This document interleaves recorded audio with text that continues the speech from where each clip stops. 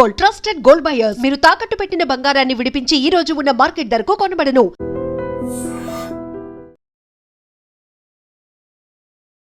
అమెరికాకు వెళ్ళినటువంటి ఈ మన తెలుగు విద్యార్థులు అనుకోండి, లేకపోతే మన ఇండియాకు సంబంధించిన విద్యార్థులు తల్లిదండ్రులు భయపడే సంఘటన అనుకోవచ్చు. ఎందుకంటే ఇది ఎస్పెషల్లీ తెలంగాణ విద్యార్థికి జరిగినటువంటి సంఘటన. ఈయన మహబూబ్ నగర్ జిల్లా ఎక్కడ అంటే రామయ్య బౌలికి చెందినటువంటి వ్యక్తి. ఆ అబ్బాయి పేరు వచ్చి నిజాముద్దీన్. 32 సంవత్సరాలు మాత్రమే. 2016లోనే ఆయన ఫస్ట్ ఫ్లోరిడా వెళ్ళి అక్కడ చదువుకున్న తర్వాత దెన్ అమెరికాకి మూవ్ అయ్యిండు. ఆయన ఇప్పుడు సాఫ్ట్వేర్ ఇంజనీర్గా పనిచేస్తూ ఉన్నాడు. వాళ్ళ కుటుంబానికి చేదోడుగా వాదోడుగా ఉంటున్నటువంటి పరిస్థితి. మరి ఏం జరిగిందో ఏంటో తెలియదు కానీ చాలా చిన్న సంఘటన. అసలు అక్కడ జరిగిందేమో సెప్టెంబర్ 3వ తారీఖున జరిగింది. కానీ వాళ్ళ తల్లిదండ్రులకు కూడా ఇన్ఫర్మేషన్ తెలియదు. వాళ్ళ తల్లిదండ్రులకు 2 వారాల తర్వాత ఇన్ఫర్మేషన్ తెలుస్తుంది. అది ఏంటి అని అంటే, నిజాముద్దీన్ మీ కొడుకు చనిపోయాడు అని. ఒక్కసారి హార్ట్ బ్రేకింగ్ వార్త. ఎవరికైనా సరే తల్లిదండ్రులు ఒక్కసారిగా ఉలిక్కిపడ్డమే కాదు, ఎంత బాధాకరమైనటువంటి విషయం. మరి సెప్టెంబర్ 3న ఇప్పుడు ఈ నిజాముద్దీన్ అనేటువంటి వ్యక్తి ఎవరైతే ఉన్నారో వాళ్ళ స్నేహితులు కలిసి ఒక రూమ్లో ఉంటారు, షేరింగ్ రూమ్లో. ఆ చిన్న గొడవ అంటే ఏసీకి సంబంధించిన గొడవ. ఆ ఏసీని ఆఫ్ చేస్తున్నారు, ఆఫ్ చేయకండి అనేటువంటిది చిన్నపాటి ఒక డిస్కషన్ నడిచింది. దీంతో కోపోద్రిక్తుడైనటువంటి నిజాముద్దీన్ ఇంట్లో అంటే వాళ్ళ రూమ్లో ఉన్నటువంటి చాక్ ఏదైతే ఉంటుందో ఆ చాకును తీసుకొని బెదిరించడం స్టార్ట్ చేశాడు. వాళ్ళ స్నేహితుల్ని బెదిరించడం స్టార్ట్ చేశారు. ఈ ఇన్ఫర్మేషన్ని ఆ రూమ్లో ఉన్నటువంటి వ్యక్తి, అక్కడ ఉన్నటువంటి ఆ ఓనర్ కూడా పోలీసులకు ఇన్ఫర్మేషన్ ఇవ్వడం, వాళ్ళు వచ్చి చూసేసరికి నిజాముద్దీన్ అక్కడ ఉన్నటువంటి వాళ్ళని కత్తితోని బెదిరించడం స్టార్ట్ చేశాడు. పోలీసులు ఎంతసేపు వారించినా, ఎంతసేపు సర్ది చెప్పే ప్రయత్నం చేసినా, చాకు కింద పడేసాయి అని ఎన్నిసార్లు వార్నింగ్ ఇచ్చినా వినలేదు నిజాముద్దీన్. దీంతో తప్పనిసరి పరిస్థితుల్లో ఇంకా లాభం లేదు అన్న సిట్యువేషన్లో నిజాముద్దీన్ని పోలీసులు అక్కడికక్కడే ఎన్కౌంటర్ చేశారనుకోండి, లేదంటే కాల్చి చంపేశారు. ఇది మనకు అందుతున్నటువంటి ఇన్ఫర్మేషన్. ఎగ్జాక్ట్లీ ఏం జరిగింది ఏంటి అనేది కూడా నిజం చెప్పాలంటే కూడా ఎవరికీ కూడా తెలియదు. బికాజ్ వాళ్ళ ఫాదర్ కూడా స్పష్టంగా చెప్తున్నాడు, మాకు నిజంగా కూడా తెలియదు, వాళ్ళు ఏ విషయం చెప్పట్లేదు, మీ కొడుకు ఇలా చనిపోయాడు అని ఈ నిజాముద్దీన్కి సంబంధించిన స్నేహితులు చెప్తే కానీ మాకు తెలియదు. ఏ రోజు జరిగింది అంటే సెప్టెంబర్ 3వ తారీఖున జరిగింది.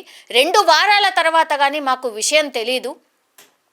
ఇంత దారుణంగా అంటే విదేశాలకు వెళ్ళినటువంటి పిల్లల తల్లిదండ్రులకు కనీసం వాళ్ళ పిల్లవాడికి ఏమన్నా అయితే కూడా జరిగితే కూడా తెలియనటువంటి పరిస్థితిలో మనం ఉన్నామా అనేది కూడా వాళ్ళ ఫాదర్ క్వశ్చన్ చేస్తున్న సిచ్యువేషన్ అయితే కనిపిస్తుంది. ఒక్కసారిగా అంటే భయాందోళన కలిపేటటువంటి విషయమే. బికాజ్ చాలామంది మన పిల్లలు అక్కడ పోయి ఉంటున్నారు, ఉద్యోగాలు చేస్తున్నారు. ఈ మధ్య కాలంలో చాలా ప్రాబ్లమ్స్ కూడా ఫేస్ చేస్తున్నారు. ఎందుకంటే ట్రంప్ వచ్చిన తర్వాత రకరకాల నిర్ణయాలు ఉంటున్నాయి. వాళ్ళ దేశ పౌరులకే ఇంపార్టెన్స్ ఉంటుంది. మిగతా విదేశాలు అంటే మనము లేదంటే మిగతా ప్రపంచం నుంచి ఎవరైతే అక్కడికి వెళ్ళారో వాళ్ళకి అంత ప్రయారిటీ ఉండదు, వాళ్ళకంత జాబ్స్ కూడా ఉండవు.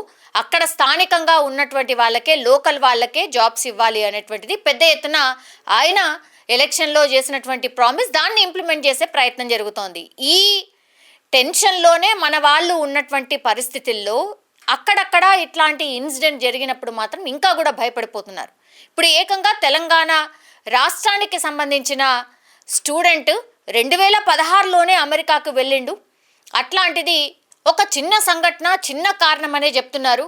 మరి ఎగ్జాక్ట్ కారణం అయితే తెలియదు కానీ ఏకంగా ఇప్పుడు ఆ అబ్బాయి మాత్రం చనిపోయినటువంటి పరిస్థితుల్లో ఇప్పుడు స్వదేశానికి అంటే మహబూబ్ నగర్ జిల్లాకి తీసుకురావడానికి ఒక ప్రయత్నం అయితే వాళ్ళ తల్లిదండ్రులు చేస్తున్నారు. గవర్నమెంట్ని వేడుకుంటున్నారు. అట్లాగే సెంట్రల్ గవర్నమెంట్ కూడా విదేశీ వ్యవహారాల శాఖ మంత్రి ఎవరైతే ఉన్నారో జయశంకర్ గారికి కూడా ఒక లేఖ రాసిరు. అసలు మా అబ్బాయి విషయంలో ఏం జరిగింది, పోలీసులు కాల్చి చంపేంత తప్పు మా వాడు ఏం చేశాడు, ఎగ్జాక్ట్లీ ఆ రోజు ఏం జరిగింది, మాకు కొద్దిగా ఇన్ఫర్మేషన్ ఇవ్వండి అని ఒకటి. ఆ తర్వాత ఇప్పుడు స్టేట్ గవర్నమెంట్కి కూడా వేడుకుంటున్నారు, ఎంత త్వరగా అయితే అంత త్వరగా మా అబ్బాయి మృతదేహాన్ని మాకు అప్పగించండి, మేము అంత్యక్రియలు చేసుకుంటామని ఇంకోటి. అట్లాగే అక్కడ ఉన్నటువంటి ఎవరైతే ఇక్కడ నుంచి వెళ్ళి స్టూడెంట్స్ అక్కడ ఉన్నారో, మన వాళ్ళు ఉన్నారో, అసలు ఏం జరుగుతుంది, వాళ్ళ సేఫ్టీ ఏంటి, ఇన్ని ఇన్సిడెంట్ జరుగుతుంటే కూడా మన ప్రభుత్వాలు ఏం చేస్తున్నాయి ఏంటి, మన వాళ్ళకి అసలు సేఫ్టీ ఉందా లేదా, మన భారతదేశానికి సంబంధించిన పౌరులు ఎంతవరకు సేఫ్టీగా ఉన్నారు అనేది కూడా ఇట్లా సేఫ్టీ కన్సర్న్స్ కూడా రైజ్ అవుతున్న పరిస్థితి కనిపిస్తోంది.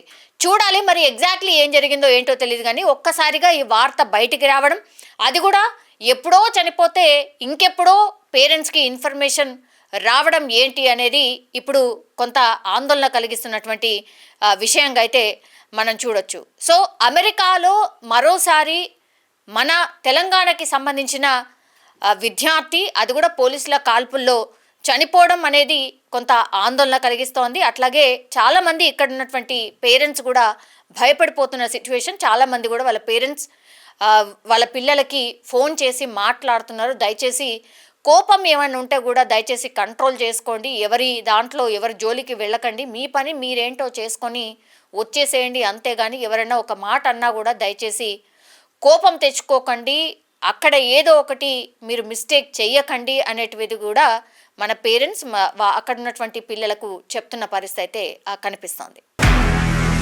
నిజంగా ప్రస్తుతం ఉన్నటువంటి సమాజం దేనికి ప్రయారిటీ ఇస్తుంది?